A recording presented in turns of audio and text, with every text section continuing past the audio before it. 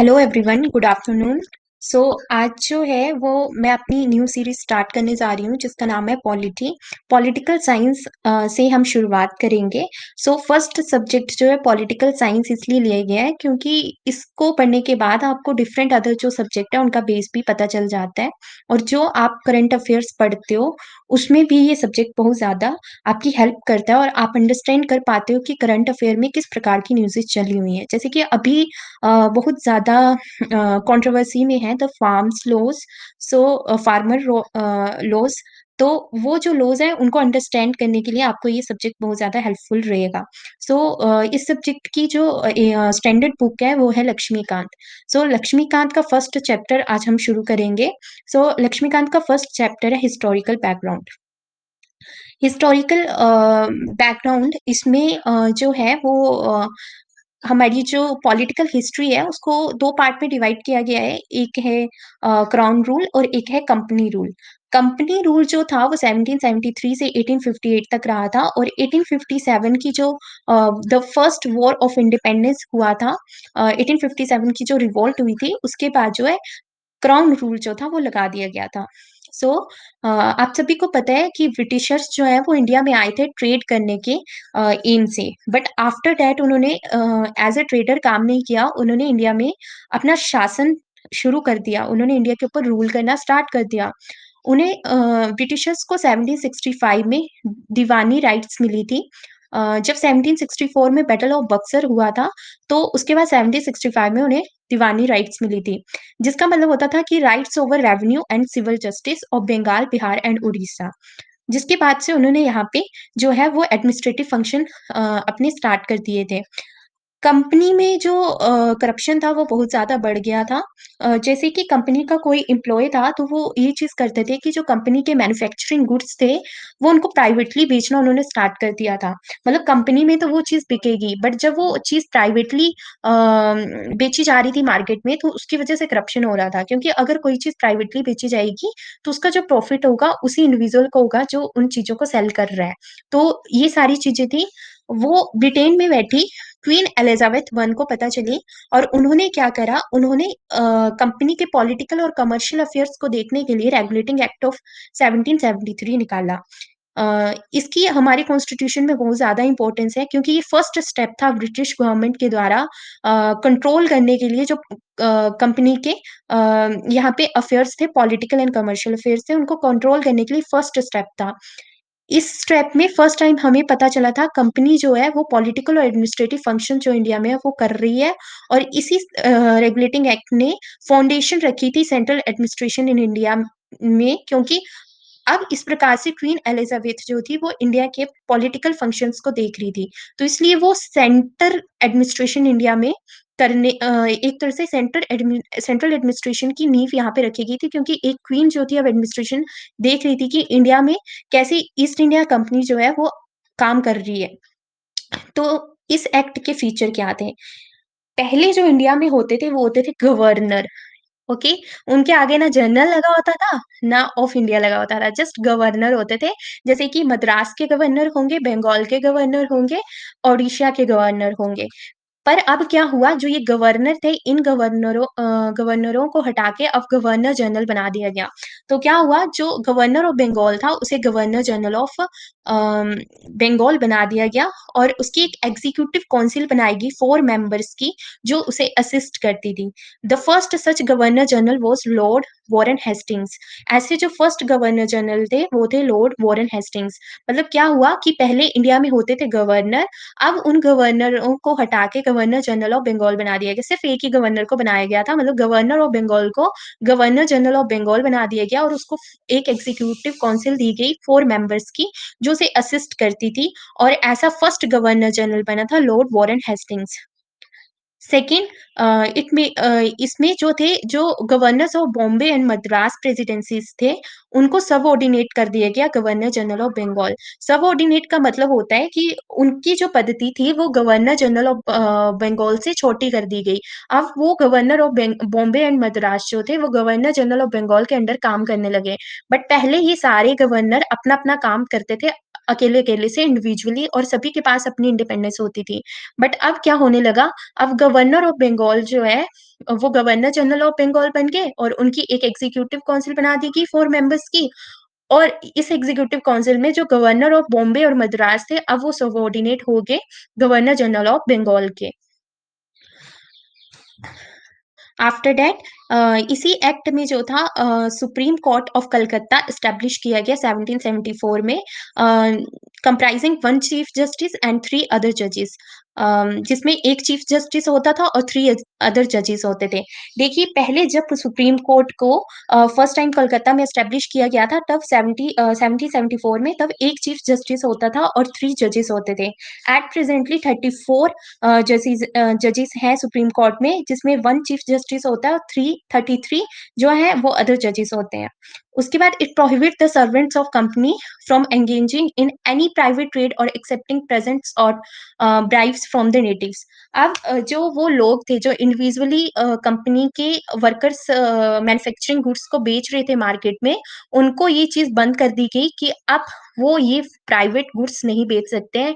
इस एक्ट ने प्रोहिबिट किया सर्वेंट ऑफ कंपनी को from engaging in any private trade, और किसी भी प्रकार की ब्राइब्स होती हैं, किसी भी प्रकार की रिश्वत लेने वो नहीं ले सकते, ना ही वो अपने नेटिव्स के द्वारा किसी प्रकार के प्रेजेंट्स को एक्सेप्ट कर सकते हैं।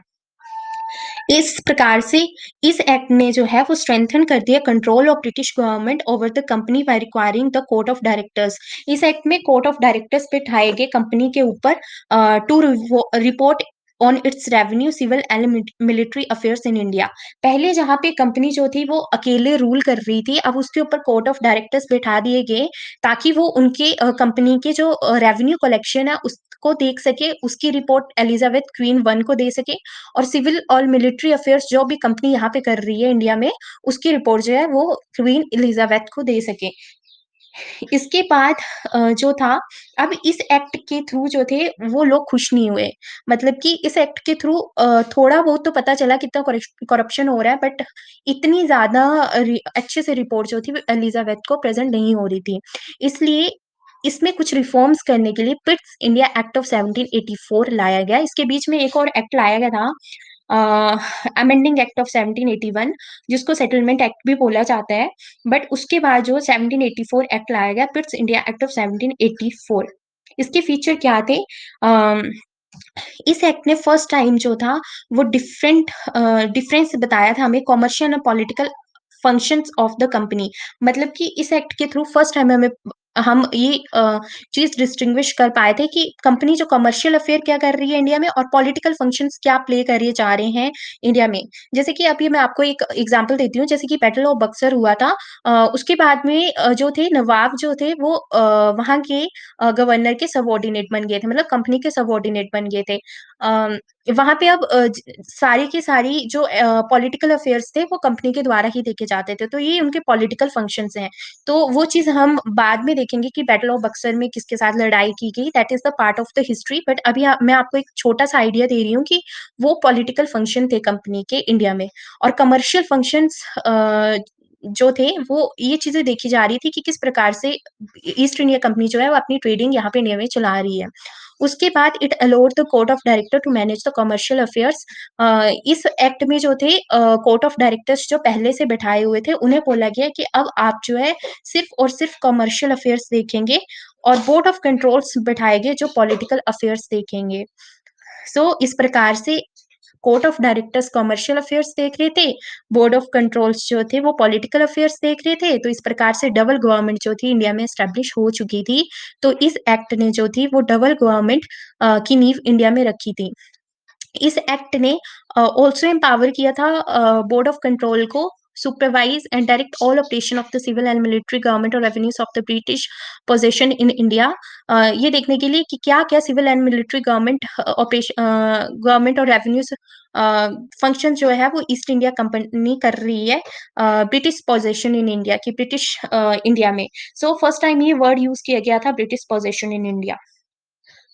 इस एक्ट की 2 सिग्निफिकेंस, 2 महत्वपूर्ण बातें रही हैं। एक ये रही है कि company territories in India were for the first time called the British possessions in India. First time British possession बोला गया है कंपनी की टेरिटरीज को इंडिया में। एंड द सेकंड थिंग जो थी वो ये थी कि British government was given the supreme control over company affairs and it's administration in India.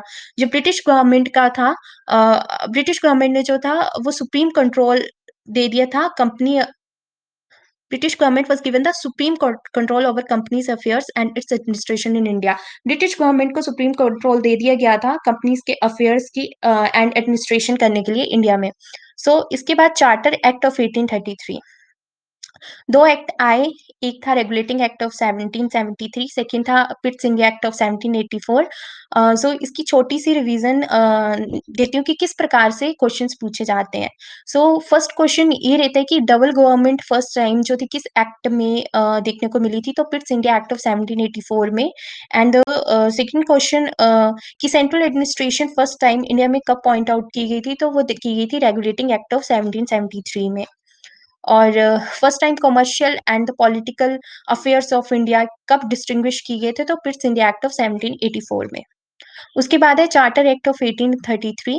सो ये फर्स्ट ये फाइनल स्टेप था सेंट्रलाइजेशन करने के लिए ब्रिटिश इंडिया में, toward centralisation of British India में। इसमें क्या किया गया, जो पहले गवर्नर जनरल ऑफ बंगाल बनाए गए थे उन्हें अब गवर्नर जनरल ऑफ इंडिया बना दिया गया, और उन्हीं को जो थी सारी सिविल एंड मिलिट्री पावर्स जो थी वो दे दी गई। इस प्रकार से अ, इस प्रकार से इंडिया में फर्स्ट टाइम जो थी गवर्नमेंट ऑफ इंडिया के पास अथॉरिटी आ गई पूरे के पूरे ब्रिटिश इंडिया की, क्योंकि जब हमें इंडिपेंडेंस नहीं मिली हुई थी तब हम इंडिया को बोलते थे ब्रिटिश इंडिया, इसलिए मतलब कि इस एक्ट में क्या हुआ कि गवर्नर जनरल ऑफ बंगाल जो थे उन्हें अब गवर्नर जनरल ऑफ इंडिया बना दिया गया था। पहले वो सिर्फ गवर्नर जनरल ऑफ बंगाल थे, लॉर्ड वॉरेन हेस्टिंग्स। अब उन्हें गवर्नर जनरल ऑफ इंडिया बना दिया गया था और उनके पास सारी की सारी सिविल और मिलिट्री पावर्स दे दी गई।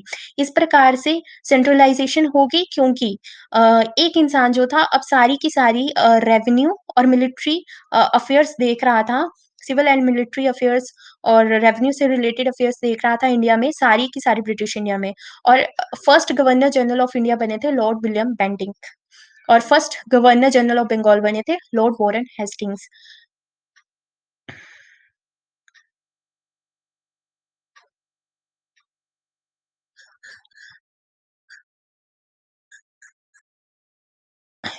इस एक्ट ने जो थी डिप्राइव कर ली थी गवर्नर ऑफ बंगाल और मद्रास की लेजिस्लेटिव पावर्स, और governor general of India was given exclusive legislative power for the British India. और the laws made under the previous act were called as regulation, while the laws made under this act were called as acts।